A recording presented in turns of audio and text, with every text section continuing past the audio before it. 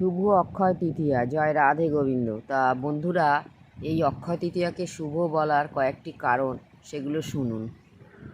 তো এই দিনকেই মা অন্নপূর্ণার আবির্ভাব হয়েছিলেন।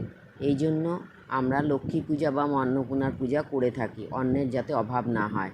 এই দিনকেই দ্রৌপদী শ্রীকৃষ্ণের কাছে অক্ষয় পাত্র পেয়েছিলেন। আর এই দিনকেই, এই অক্ষয় তৃতীয়ার শুভ দিনে গণপতি বাবা অর্থাৎ গণেশ ঠাকুর মহাভারত রচনা করেছিলেন মহর্ষি ব্যাসদেবের কথা শুনে।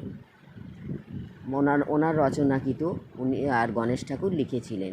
এই দিনকেই ভগীরথ তার পূর্বপুরুষদের উদ্ধার করার জন্য সাধনা, বাবা ভোলানাথকে সাধনা সিদ্ধিলাভ করে গঙ্গাকে মর্তে এনেছিলেন।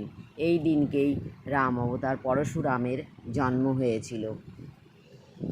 এই দিনকেই, এই অক্ষয় তৃতীয়ার দিনকেই সুদামার সঙ্গে শ্রীকৃষ্ণের আলিঙ্গন হয় এবং শ্রীকৃষ্ণ পা ধুয়ে দেন সুদামার। আর এই দিনকেই সুদামা তার রাজত্ব ফিরে পায়।